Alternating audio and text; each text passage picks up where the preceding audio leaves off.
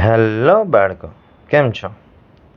આજે આપણે ધોરણ 10માં સ્વાધ્યાય 14.1 એનો દાખલા નંબર 23 છે શીખવાના છીએ.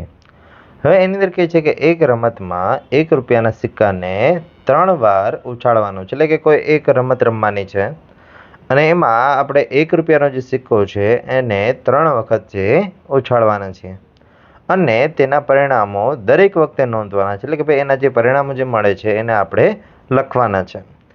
જો તમામ વખત ઉછાળતા સરખું પરિણામ મળે, એટલે કે 3 છાપ અથવા 3 કાટ મળે તો હનીફ રમત જીતી જાય છે, અન્યથા હારે છે. મતલબ કે 3 વખત એક સરખું પરિણામ મળે, 3 વખત કાં તો છાપ મળે અથવા 3 વખત કાટ મળે તો હનીફ છે રમત જીતી જાય છે, અન્યથા રમત હારે છે. તો હનીફ રમત હારે તેની સંભાવનાની ગણતરી છે કરો. ચલો, સૌથી પહેલા તો આપણે શું કરીએ કે ભાઈ આ 3 સિક્કા જે ઉછાળવાના છે અથવા તો 3 વખત સિક્કાના ઉછાળવાના છે એના જે પરિણામ છે એ આપણે લખવાનો પ્રયત્ન કરીએ. એટલે કે અહીંયા આપણે સૌથી પહેલા એવું માની લઈએ કે ભાઈ 3 વખત છે એ હેડ આવે છે. પછી તો કે પહેલા ઉપર હેડ, બીજા બંને ઉપર ટેલ. પછી તો કે પહેલા ઉપર ટેલ, બીજા ઉપર હેડ, ત્રીજા ઉપર પાછું ટેલ. પહેલા બંને ઉપર ટેલ, ત્રીજા ઉપર હેડ. એટલે આવી રીતે આપણને 4 પરિણામ મળ્યા. સેમ આ જ રીતે જ્યાં હેડ છે ત્યાં ટેલ કરી દઈએ, ટેલ છે ત્યાં હેડ કરી દઈએ, એટલે બીજા 4 પરિણામ મળશે આપણને. એટલે કે પહેલી શક્યતા 3 ઉપર ટેલ, પછી બીજી શક્યતા પહેલા ઉપર ટેલ, બીજા બંને ઉપર હેડ. પછી એના પછીની શક્યતા કે ભાઈ હેડ ટેલ હેડ અને હેડ હેડ ટેલ. એટલે આવી રીતે ટોટલ આપણને કેટલી શક્યતાઓ મળી? 8 શક્યતાઓ છે મળી. એટલે કે આવી રીતે ટોટલ છે આપણને 8 પરિણામ છે મળે છે. એટલે લખી નાખીએ ભાઈ કુલ પરિણામ n બરાબર 8. કુલ પરિણામ n બરાબર 8 છે એ આવા પરિણામ છે આપણને મળે છે.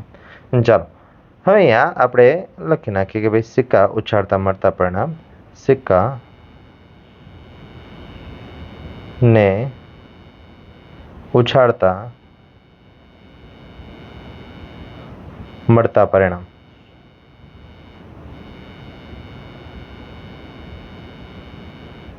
ચાલો, હવે કે ભાઈ હવે આપણે અહીંયા જે સંભાવના શોધવાની છે, કોની સંભાવના શોધવાની છે? તો કે ભાઈ હનીફ એ રમત હારે એની સંભાવના છે આપણે જોઈએ છે. એટલે કે સૌથી પહેલા તો આપણે અહીંયા ધારી લઈએ કે ભાઈ ધારો કે ઘટના એ હનીફ રમત હારે. ચલો, હનીફ રમત ક્યારે હાલશે? તો કે જ્યારે ત્રણેયમાં હેડ હેડ ટેલ અથવા ત્રણેયમાં એક સરખું પરિણામ ન મળે ત્યારે છે હનીફ છે રમત હારી જાય.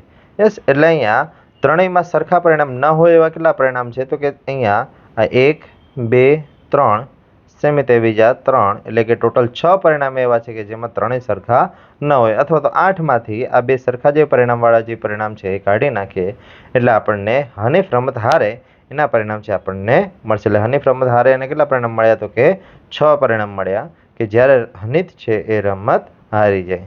એટલે કે અહીંયા ઘટના એ બને તેવા પરિણામ m બરાબર 6. તેથી ઘટના એની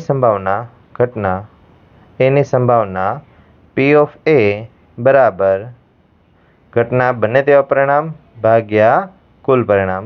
ઘટના બને તેવા પરિણામ તો કે 6 ભાગ્યા કુલ પરિણામ 8. છેદ ઉડાડીએ 2 વડે, 3 દુ 6, 4 દુ 8. એટલે અહીંયા હનીફ રમત હારે એની સંભાવના કેટલી મળી આપણને?